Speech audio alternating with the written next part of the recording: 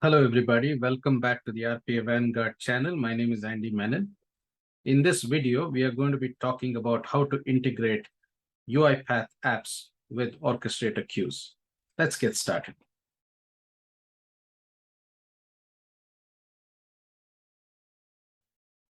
Before we begin, I just wanted to cover a few prerequisites that audience will have to be familiar with before getting into the subject of this video. First, audience will have to be familiar with how to build automations that process items from an orchestrator queue.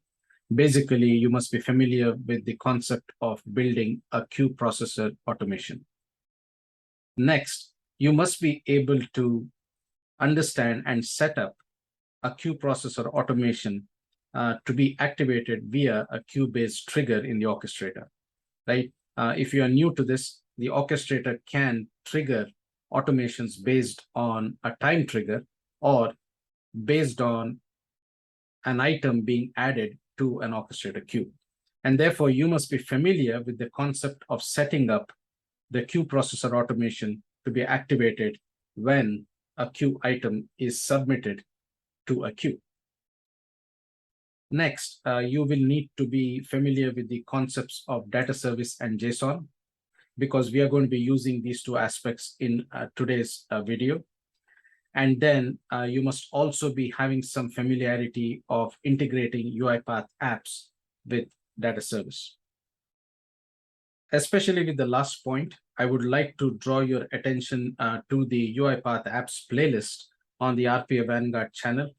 There are many number of videos in this playlist that talk about different concepts of UiPath apps, including integration with data service.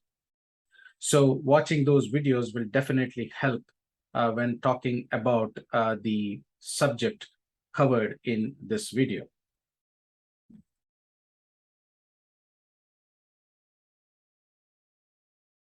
What you are seeing here on the screen is a basic outline of the system that I'm going to be demonstrating in this video. As a use case for this video, what we'll be doing is we'll be looking at a vehicle registration renewal system. As we all know, if we have to drive around in our vehicles on the road, they all have to have a valid certificate, right? And that certificate needs to be renewed from time to time, right? Here in the US, it is called a registration. In other parts of the world, it might be called registration certificates or RCs. And those registration certificates are valid for a certain period of time. And once that certificate expires, you will have to resubmit your vehicle for a registration renewal, right? And once you submit that and it is approved, then that vehicle registration gets renewed for another couple of years. Here in the US, it is every 2 years in the state I live. In other parts of the world, the rules might be different, but you get the idea, right? So what this application has, or what this system in the most fundamental form has, is an app through which the customers will submit their applications for their registrations to be renewed, and they would access a UiPath app and they would submit their applications, right? They would fill in all the vehicle information, their registration plates, and then they would submit that information. Now, once they hit submit, what happens is the app is integrated with an orchestrator queue. And when the data is submitted to the orchestrator queue, the submission does not happen directly. If you are familiar with the concept of building automations that submit data to queues, then we would have most likely submitted the data in primitive form, right? Strings, comma delimited strings, or strings formatted in a certain way, etc., right? But that's not what we are going to be doing here, right? By design, the integration of UiPath apps and queues will have to have a JSON schema attached to the data, right? So what happens is that the data that's being submitted from the app must follow a certain format that is based on a JSON schema, right? And what happens is, as you submit the data, if that data conforms to that schema, then a JSON style object is submitted to the orchestrator queue. Now, if your submission is not in conformance with that JSON schema, then that submission is rejected, right? And an error message is sent back to the app, right? So this is how UiPath apps integrate with UiPath Orchestrator Queues at the bare minimum.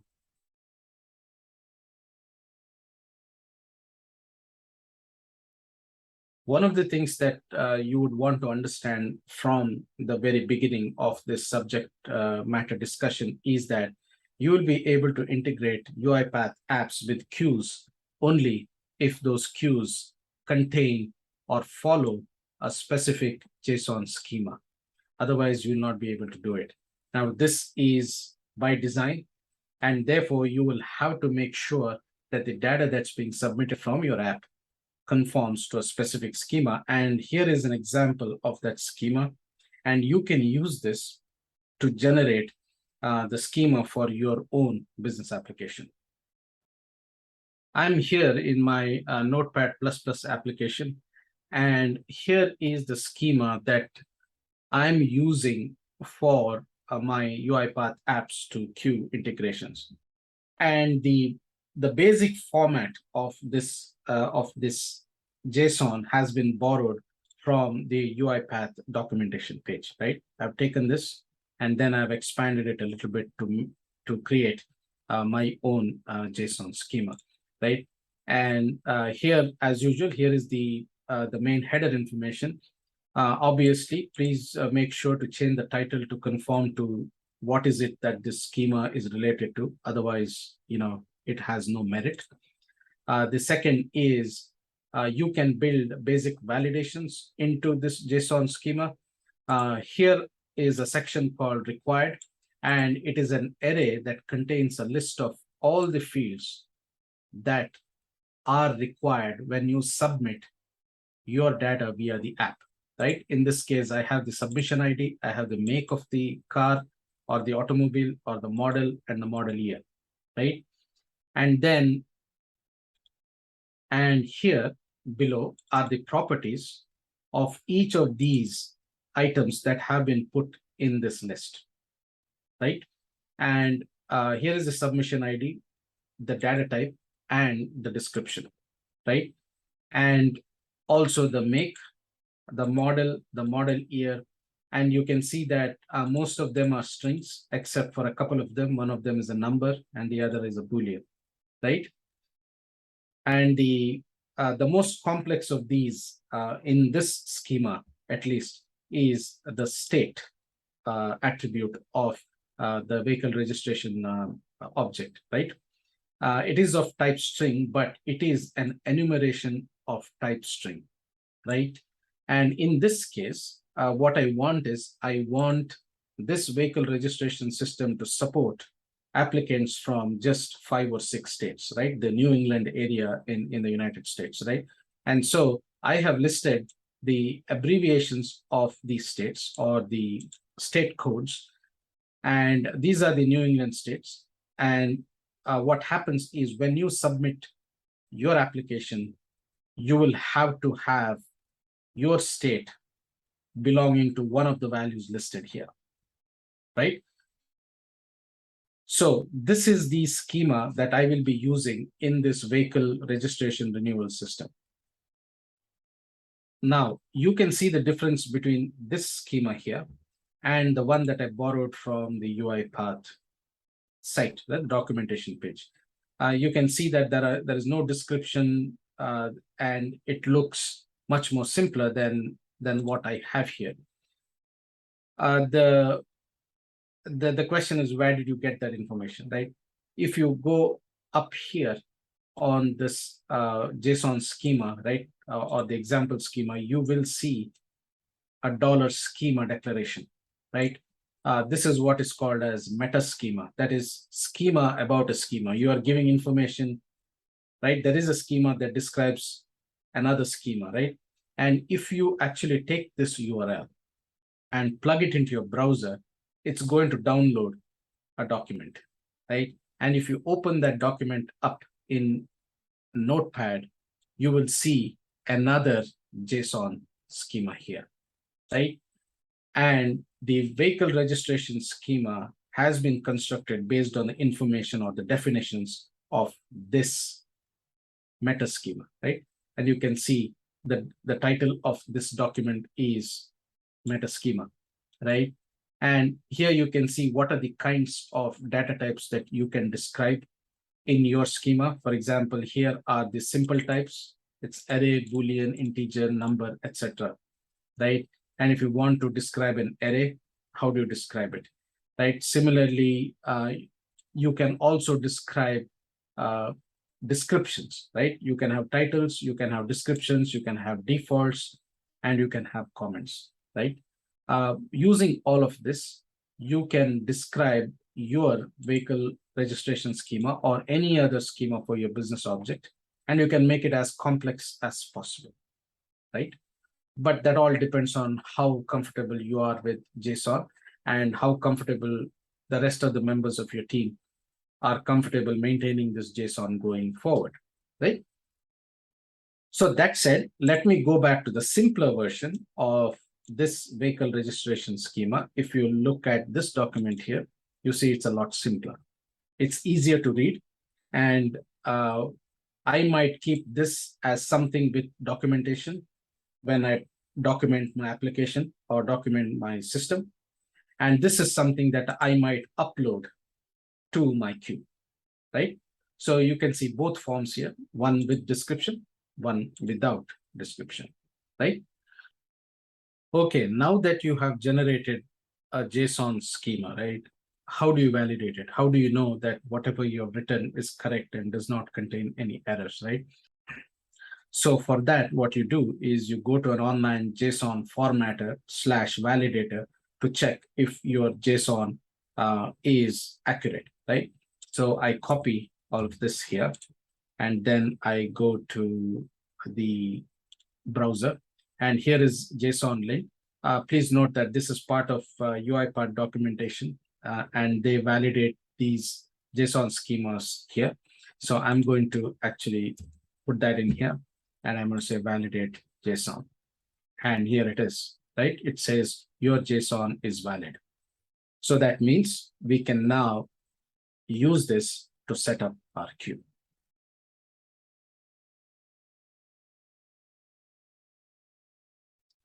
So the next part of this setup would be to create a UiPath Orchestrator queue that is associated with a JSON schema, right?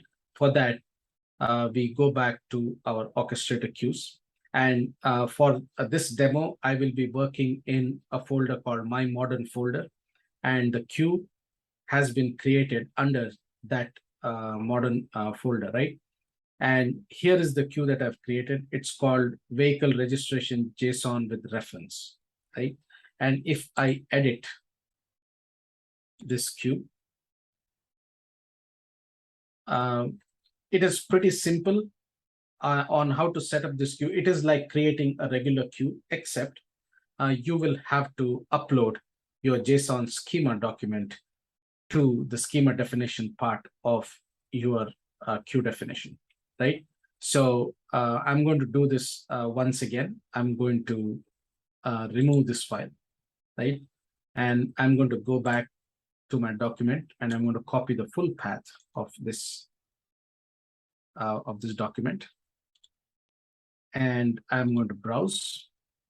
I'm going to say yes.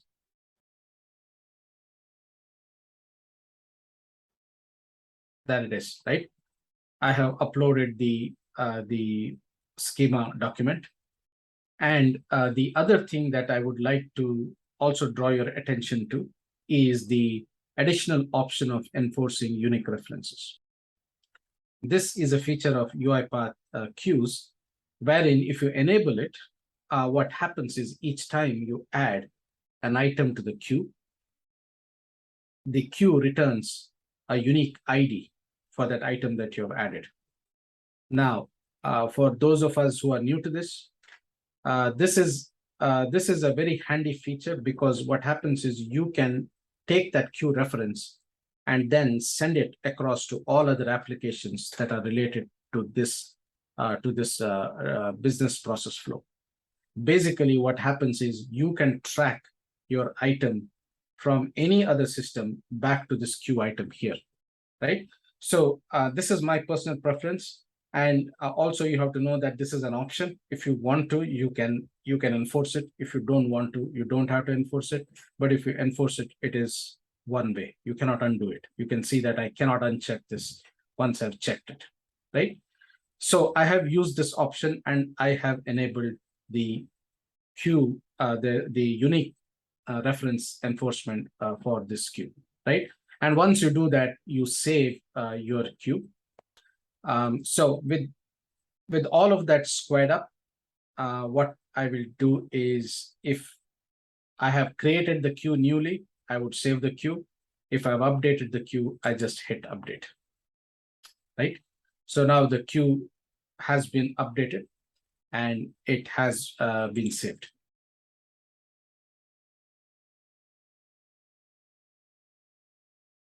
This is the app that we will be working with in this video. And you can see it calls itself the Vehicle Registration Renewal App. And I have this app open in Design View in App Studio.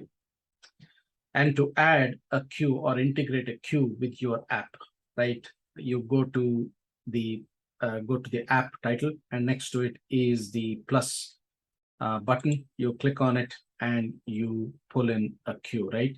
So you click on queue, and then you select your folder. Remember, the queue has been created under your modern folder, and I go to my modern folder, and you can see that I have pulled in both these queues just for purposes of demonstration. The difference between these two queues is that one is associated with a unique reference. That enforcement has been enabled.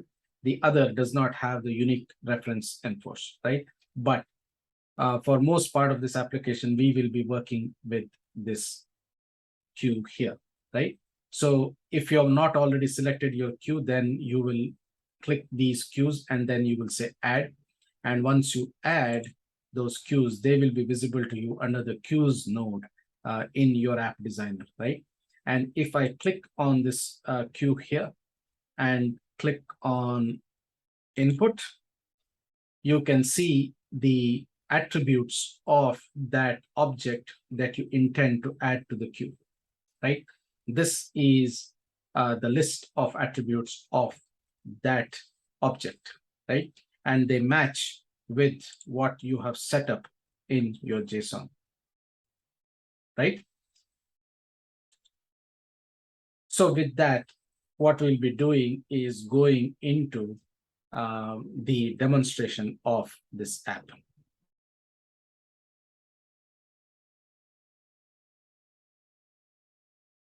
I will be adding a new registration renewal application through this app, right? And what's going to happen is I'm going to fill in all the details and I'm going to click add with reference, because I want to add this submission to the queue with the unique reference ID option enabled, right? And once I submit this, you will see the queue returning the unique reference ID back to the app, right? And I will show you where we'll be using that as we go through the rest of this video, right? So with that, I'm going to choose some random car, right? I'm going to go in here. I have Studebaker. I'm going to choose the 1963 Studebaker. And I'm going to go back to the app. And I'm going to say Studebaker Avanti 1963. This is not a new vehicle, right? I have set this up deliberately so that, if the person skips this and they try to submit it, it's going to fail. If I click no, then I'll be forced to put in a registration plate number. So I'm going to put in some random plate number, maybe 2367 YW, YW1, and then I'm going to select my state. Please remember that the list of values in this drop-down must match the list of values that have been set up in this enumeration. And you're going to see what happens if we try to submit it with something different from this, okay? So I'm going to add the state of Connecticut, and I will add with reference, right? When I add this item, it is going to be submitted because it conforms to my JSON, JSON schema. But before I do that, I'm going to deliberately remove an item that is required, right? And I'm going to try and submit this application. There it is. Your application submission has been rejected because you are not in conformance with that JSON schema, right? So I'm going to put this value back, and I'm going to hit add with reference. So here at the bottom, a message is clearly displayed. It says that my vehicle has been submitted for registration, and then submission ID is a unique GUID. Now remember, submission ID is not the unique queue ID. I'll be coming to that later. Here is the queue reference ID, right? This is the unique ID that has been returned to you by the queue as soon as you added that item to that queue, right? And the last part is this record has also been added to a backend data service. I'll come to that later, and I'll tell you why I have implemented that here, okay? So just keep that in mind. So once we have submitted this, let us go back to the queue and take a look at whether the queue reference ID matches with our submission, right? And then I go back to the queues. I go into this queue and say view transactions. And here is the submission a few seconds ago. And it starts with 54922. If I come back to my app, 54922, correct, it matches. And then if I click on the detail, here is the record that I just submitted, right? Make Studebaker, Model Avanti, 1963, etc., right? And this matches the registration plate that I submitted. Now comes the question of submission ID, right? If you already have a unique queue reference ID, why do you need a submission ID, right? That's the question. Let's forget about the queue reference ID for a moment, right? If you look at this entity, or if you look at this object in isolation, right? This object is an independent entity, right? What I mean by that is it's a strong entity. It is the source of truth, right? When this entity is added to a system, that generates or galvanizes an entire business process to start running, right? That means that this independent entity must exist irrespective of how it was added or how it was created. It must have its own unique ID. And that ID is not the unique ID of the queue. That ID is not the unique ID of the data service record, but it is an ID that has been generated specifically for this entity and must be attached to that entity no matter where that entity goes to, right? It is possible tomorrow that your queue items may be deleted or backed up. That means you will not have the ability to trace back to the origin of that reference ID. So that reference ID is valid as long as that queue is alive and all the items in it are not expired or have not been backed up, right? Similarly, the unique ID of a data service record is not your reference ID, because it is possible that tomorrow you may take everything from your data service and move your vehicle registration system database to a completely different database, in which case you will need a unique ID to accompany every renewal application. And that ID is the submission ID. It is independent of any of the other components of your host system that created this entity. And what is your host system that created this entity or the system of origination? That is your UiPath app, your UiPath queue, and your UiPath data service, right? So that is why this submission ID has been added as a unique ID for this particular entity. And the name of that ID is the submission ID. And the submission ID is will also be given back to your customer and say, hey, your application has been submitted. This is your reference ID. Your new registration will be mailed to you in 2 weeks. If you do not receive it in 2 weeks, give us a call back, right? And when you call back or when you email the customer support department, you will have to quote your submission ID as reference, by means of which the customer help desk there will try to track your application, right? So you see how assigning a unique entity ID for that record becomes very, very important, right? Okay, so that covers the submission ID.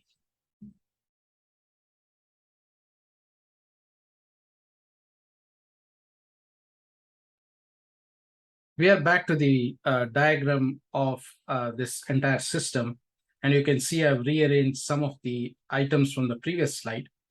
So this top part of the application largely remains the same, right? We have the app, we have the schema, we have the queue, and the submission track and the error track remains the same. But what is different here is that I have created a backend data service entity, right? And what the app does is, which I'll show you in another demo, is there is a two-step submission process.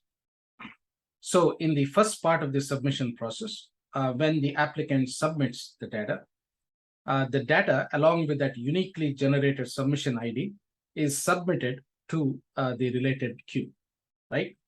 That part remains the same. But what happens later is slightly different. Once the item is added to the queue returns a unique reference ID back to the app, right? Remember, this is the unique ID of the queue item, right? And it is returned back to the app. And what the app does is, as soon as it receives the reference ID, it takes the form data that it previously submitted to the queue. It also takes the queue reference ID that it got back from the orchestrator queue, and also the submission ID that was generated by this app, right? And then adds that record to a backend data service entity, right? Now you might ask me, why am I doing this, right? And that will become clear to you when I get into the design of the app and I show you why I would want to add the data service backend, right? Okay, so we are back in the App Studio, and this app is open in design view. And the focus of the app is the main page. And if I go into the main page and zero in on the form design, here is the button, add with the reference. And if I go into the events, go into the edit rule, the first thing that the app does when it generates or when it before it submits the data to the queue is it generates a unique GUID, which becomes the submission ID, right? The next thing it does is it integrates with the queue, right? And the name of that queue is obviously vehicle registration JSON with reference. And then in the input override section, you can see now why it makes sense that this queue submission must be associated with a JSON schema.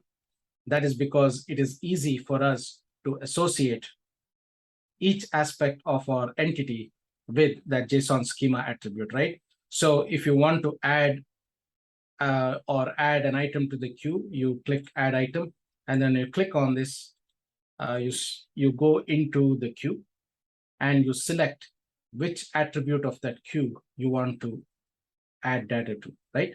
So if I want to add make, model, or model A, you simply drag that in here, right? And then going to the right, when you hit equal to, obviously you will be picking up that value from the app ID that is actually related to that form control. Remember, if you are familiar with UiPath functions and expressions, then this concept must be familiar to you. Every form input field is associated with an app variable, and we work with those app variables rather than working directly with that form input field, right? So here, for example, if I want to update or add model year to my object, I click the var model year and drag it into this field here, right? So basically, that is how this entire JSON object has been populated, right? Now, when the queue item has been successfully submitted, and that happens only if your submission conforms to that JSON as we saw earlier, then a status message is set.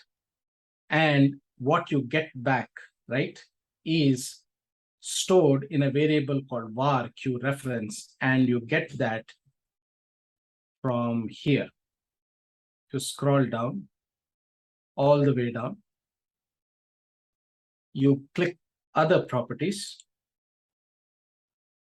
Here is the reference. So if you want to get the reference back from your queue, then what you do is you click into this field, and then you populate this field with a variable into which you want to capture that queue reference, okay? So that's good. And you can also specify other priorities here, right? If you want to override the rules that you've set up in that queue. But here we'll keep it simple. We'll allow the queue to process things as and when the queue items are submitted, right? So this is how the first part of the submission works. Applicant fills in the data in the form, submits it to the queue submission happens, and a reference ID is returned back to your app, right? So we have seen the first part of the submission. Now in the second part of the submission, what the app does is it comes down here. And what I've done is I've created an entity called Vehicle Registration. Again, I'm not going to get into the detail of what this entity is. It is pretty much similar to your JSON schema. So you select your entity. When you click on this, you have pulled that entity into the system, and then you pull in the vehicle registration. And here you can see those fields are similar to your JSON schema. And all the values that you submitted to the queue, you will submit those here. But the additional item that you're going to submit is the reference ID of the queue. Now, your orchestrator queue and your UiPath data service are linked by this queue reference ID, right? So once the submission happens, right, to the data service, the status message is updated by adding another small piece, right, of information to that variable, right? And you will see that in the front end when I demonstrate it again, right? And that status says that, okay, I've also added this record to the registration renewal database, right? If not, you're going to get an error back that is showed or displayed in the message box, right? So coming back to the app, what you will be seeing now is another demonstration of this application. This time, focus on the message here. What happens here is when the first part of the submission is over, you will see this message being displayed. And a fraction of the second later, when the second part of the submission is over, when the data is added to the data service, you will see this part of the message being added, right, shortly, right? So I'm going to clear this field, and I'm going to pick up another car. I'm going to say maybe a 1958 Chevy Corvette. We'll give it some number. And please keep an eye on the status message. There it is, the first part, and there is the second part, right?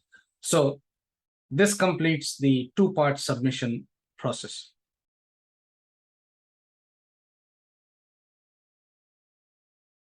I'm back to the orchestrator queue, and we are going to take a look at the latest item that I just added, which is a Chevy Corvette. And if I go to the details and go to history, you can see this item, Chevy Corvette 1958. And then if I go to the history, it says it was added new, and then it was processed, and the process completed successfully. So the queue item has already been processed, right? So what is that application that performs this processing, right? So let's go back to the modern folder, get into automations, triggers, and here is the trigger that associates our vehicle registration queue with its automation, right? And that process is called the vehicle registration queue processor, right? And it is triggered by the queue, by a queue trigger, right? So if I edit this,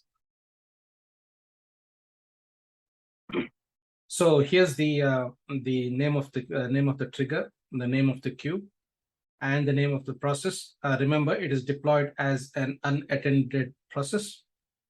Therefore, your robot must be configured as unattended. And then here, one of the things that you might want to do is set this value here to more than 1. I have set this to 5. And obviously have all the other configurations, set up. And then if you're doing this for the first time, you either say save, or if you're editing this queue, you update this queue, right? So what happens is every time a queue item is submitted to this queue by the app, this automation is triggered, right? So let's go in there and look at how that automation works. So I am back to this line diagram here, and again you can see a few more items have been added to this line diagram. And we are going to start from the orchestrator queue, which is a continuation of what we saw in the previous slide. And each time an item has been submitted to this queue, our automation is triggered by the queue trigger. And of course, the transaction item is fetched from the queue. The item is read from the queue, which includes the form data. Remember, your form data is an object now, and we can look into the application to see how that data is retrieved. We fetch the queue reference ID and also the submission ID, right? That is the data part of it. Now, the automation also has a content template. It is a pre-formatted template, a simple template that has got placeholders for the data. And what it does is it takes the data that is incoming, the content template, and then it merges the data with the content and creates a new registration certificate, right? Now, it also does some computation.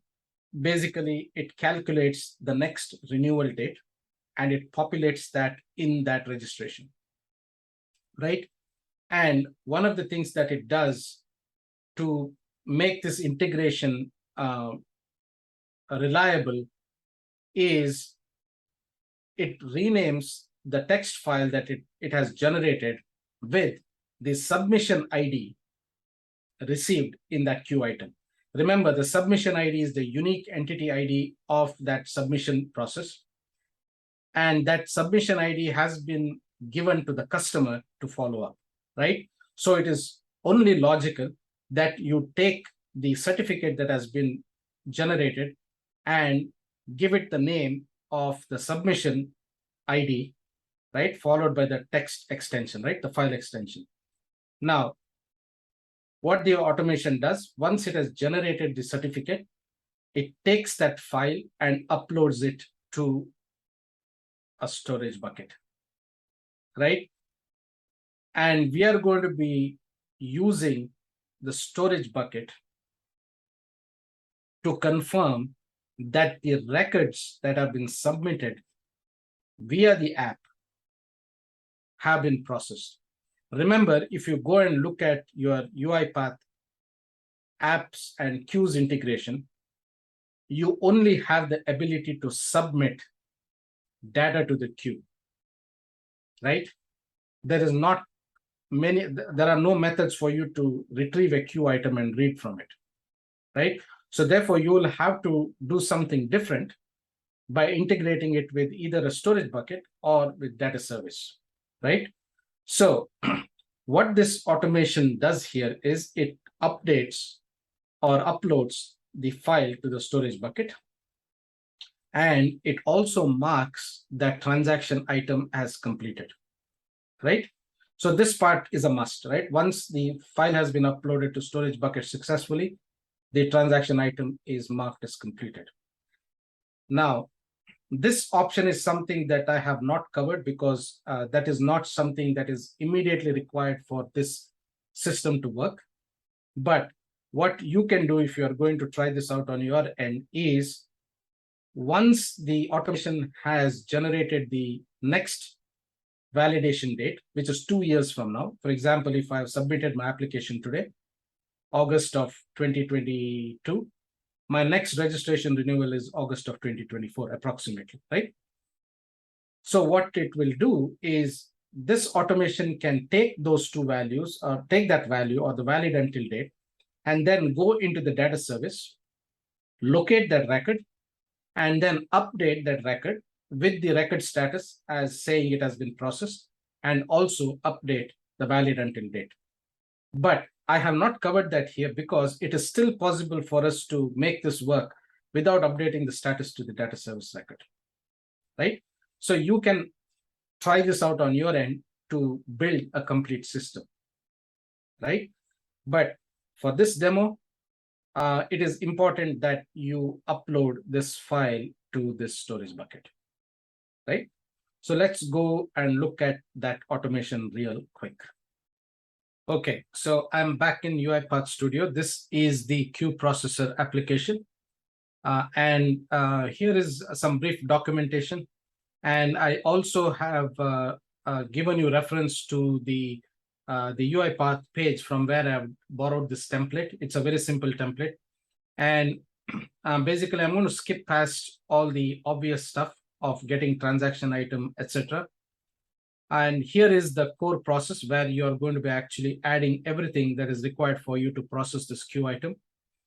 And here, this is where we are going to extract the data points from our queue item, right? The name of our queue item is item, right? And then you must understand that this is an object. So if I go back to my queue item in the orchestrator, if I look up view transactions and look at view details, if I look at this transaction, note that the specific content is an object, right? The specific content is an object. And this is how you reference that object, right? If I go back and open up an empty Notepad++ screen. And if I go back into this automation here, and if I want to get the vehicle make, right? This is the expression that I use. So basically, the expression is going to be, if you say item.specific content and you invoke this function, right, it returns an object, right? And that object, if you look at your queue, so if I say item.specific data, specific content, I get back an object. And that object will have these properties. So if you look in the debug of your queue processor automation while you debug, you'll be able to see the structure of that object, right? And if you want to retrieve the make or model, you simply add this part to it, right? You say item.specific content and you invoke the property you want, right? And based on what the data type is, you perform the type of conversion you want to. In this case, the vehicle make is a string, so I perform a string conversion. But if you want something like the model year, then you do a conversion to integer, right? So that's pretty much how the data has been extracted from this object, which conforms to your JSON format, right? So going back to the automation, you can see that all the items have been extracted and converted to the type of the data types that you need. And the important part is the queue reference item. This is the item.reference because this is the unique queue ID. Remember, it's not a specific content in a queue item. It is the reference to that item object in the queue. And therefore, you use item.reference, right? And the next and the key data point that is required for proper integration between UiPath apps and queues, in this case, is the submission ID, right? So that submission ID is, again, item.specific content and submission ID, right? Which is this particular portion of the object, right? Now that I have the submission ID and I also have the data, what the automation will do is invoke a flow to generate a new or a renewed registration, right? So it's called renew registration.xaml. So if I open this workflow, so in this flow, in the renew registration flow, basically the automation loads a template, right? And that template looks like this. You can see it is a simple retro style template that I created with the notepad, just to have some fun, right? And basically, if you look at these with the double square brackets, they are placeholders for your data. And the one key thing here is the expires last day of. It is the month and year, and a ready-made timestamp that is actually added here, right? And also to make the integration much more transparent, just for the purposes of this demo, what it does is it also prints out the submission ID and the reference ID below the certificate, right? Then lastly, what it does is it takes the date on which this record was processed, right? That is today's date. And it puts out a footnote saying who approved that. So all the double bracketed elements that you see here, right, are the placeholders, right? So it loads this certificate. And then what it does is it computes the certificate expiry date, which is 2 years from now, and also the date on which it was approved, which is today's date. And then it finally builds the certificate. It finds all the placeholders and replaces them with the data that is retrieved from the queue, and also that is calculated here upstream. And then once it does that, it saves the file to local disk, right, on that machine, right? Now, that's where the responsibility of this registration system ends, right? Because it is not the job of this process that generates the registration certificate to post it back to the queue. So what it does is it returns all the information back to the main flow. And in the main flow, as soon as the new certificate is generated, right, the main flow will upload this certificate file. The name of the certificate file is submissionid.txt and uploads it to the storage bucket, right?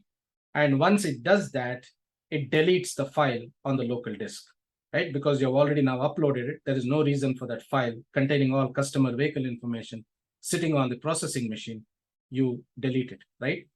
And also, one of the things that I mentioned to you that was not covered in the exercise has been left as a comment here. Basically, I have not updated the corresponding data service record.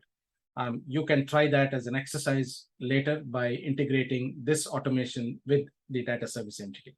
Okay, so that is pretty much what this automation does.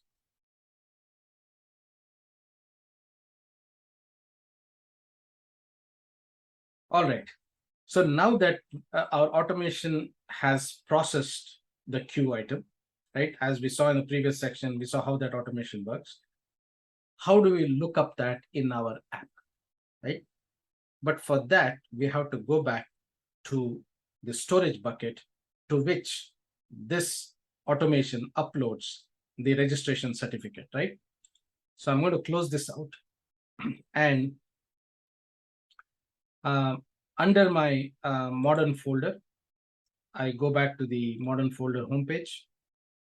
I have storage buckets. And as usual is the case, I have created a UiPath Orchestrator storage bucket. And here you can see all the text files have been uploaded, and they all have the reference submission IDs .txt as their names, right? So now your app knows the submission ID. The submission ID .text is loaded into that queue.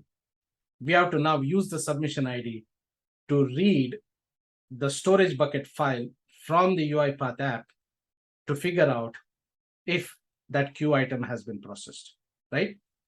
So for that, we go back into our app design. So once more, I just want to stress that integration with storage buckets has been discussed in detail elsewhere on this channel. You can go take a look at those videos to understand that concept in detail. But nevertheless, in short, if you want to pull that storage bucket into your app, you click on the plus, you hit storage bucket, you select your storage bucket under the modern folder, right? Here it is, and then you pull that in, right? So this is how you integrate your app with the storage bucket. So let us imagine a situation where a customer has submitted the application or the vehicle registration for renewal, and they have not received it in the mail. They call in or email the customer support team, right? And in that communication, they send the submission ID that they first got when they submitted their registration for renewal, right? Now the help desk or the customer support rep gets that submission ID, and they have some administrative privileges. So they click on the administrator screen here. And this is where they get to see the status of all the submissions that were added to the queue, right? Remember, this is not coming from the queue. This is coming from the data service. And this is exactly why we had that two-step submission process, where we submitted that item to the queue, and we also submitted that item to the data service. Now, remember, two things very important. First, in the current state of affairs of UiPath apps, there is no way to read back data from the queue once it's added. You can only add items to the queue. But it makes sense because a queue item is transient in nature. It is not the final destination. Anything added to the queue has to be processed, and the end result of that process has to materialize somewhere else, right? And that might be a file in the storage bucket, or a record in a registration database, right? And that registration database is the data service that we have used in this demonstration, right? So what you're seeing here is the integration of the UiPath app with that backend data service entity that allows the customer support rep to see what the status of those submissions have been, right? Now, the other end result of this is that file in the storage bucket, right? So what happens is the customer's support rep looks at this data here, and let us say that I want to see what the status of the latest automobile that I just submitted, right? The 58 Corvette or the Studebaker Avanti, right? Here is the submission ID. Remember what I told you. The file in the storage bucket also has the same name. That means if I select this record, right? If I select this record and if I check for the status, if it finds a text file with the same name, that will tell me whether this record has been processed, right? So I click on this record and I check the renewal status.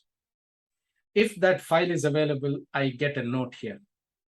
Yes, it has been processed and your file is available. Now, if you want to download the file, I just click on download registration and that file is downloaded here for me. So if I go to the downloads, here is that file. It has the same ID. You see it starts with 8D94. Here it is. And if I open that file, here is my retro certificate, right? And you can see that the data has been populated. So it says Vehicle Registry of the State of Connecticut. The car that was submitted for registration is as follows. And because I submitted it in August of 2022, it has computed the next expiration date, right? And it also has populated on what date this was approved and by whom was it approved, right? Basically, it's the state registrar's office of that state of that particular state. In this case, it's Connecticut. And just for the demonstration purposes, you see that the unique submission ID of this registration entity here has been recorded here. And in addition, the queue reference ID has also been recorded here. Now, this is for demonstration only, but what is more important is this submission ID. The submission ID that is part of your JSON schema, right? That is part of your JSON definition. And you can see that here. This is the submission ID that is part of your JSON object.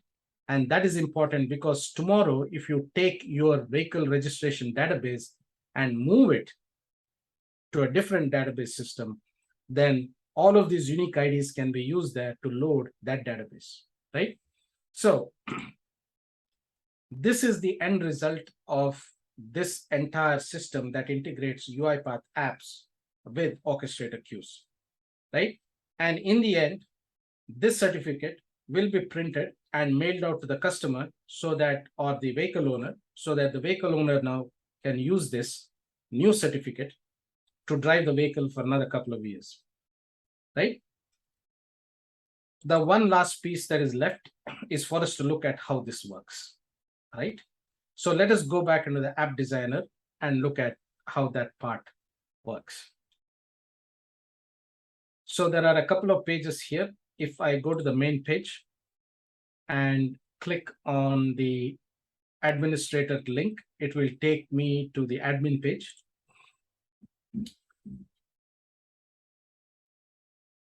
One of the things to note is that the data grid that you see here is not exactly on the admin page.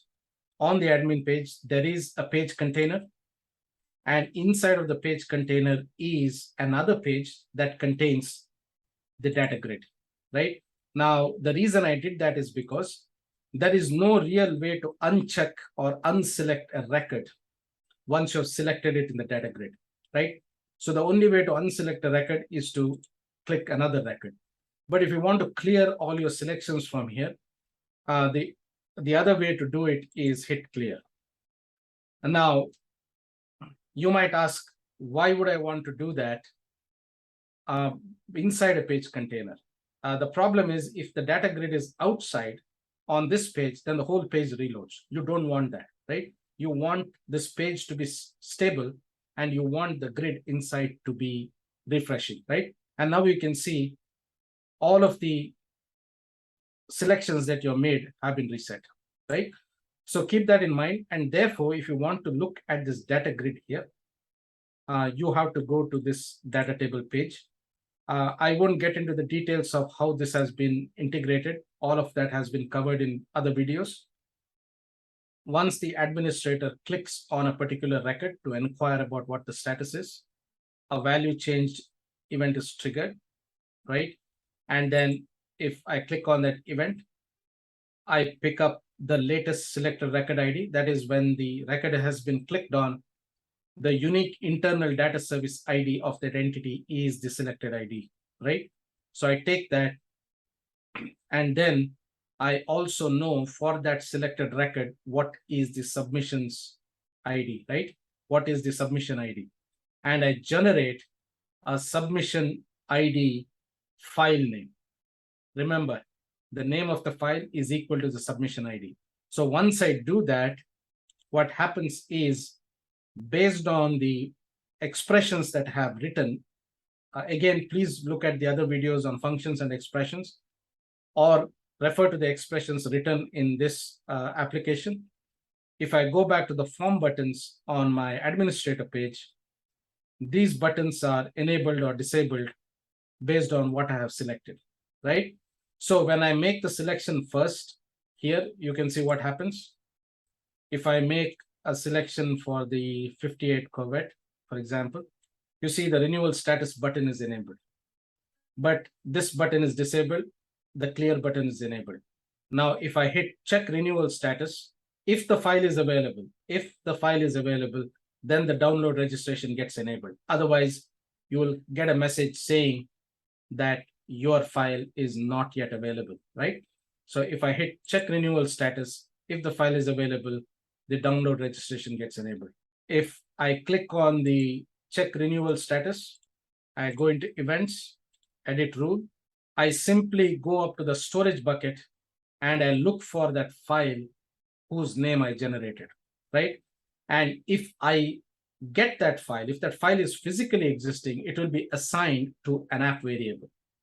And if that process completes successfully, then the when completed will run. But if that file is not available, then the errors part of this rule will run, and it will tell the administrator, hey, the file is not available.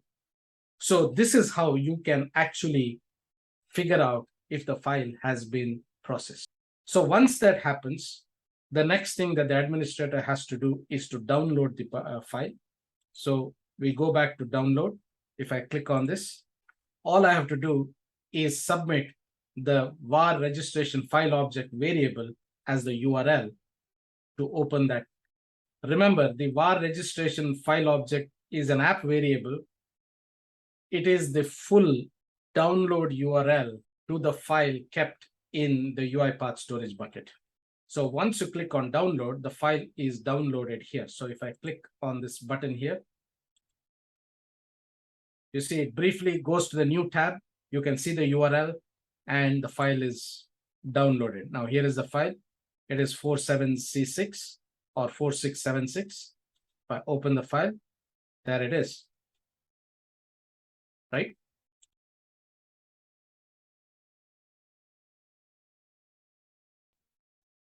You can see how this concept of checking for the end result of the queue processing has been integrated back into the apps, even when there is no direct way of reading data back from a queue. So that is pretty much it for this video, and I hope I have been effective enough in demonstrating the concept of integrating UiPath apps with Orchestrator Queues. And if you learned something new and like the content of this video, please do like and subscribe to my channel, and I'll talk to you soon. Thank you and bye.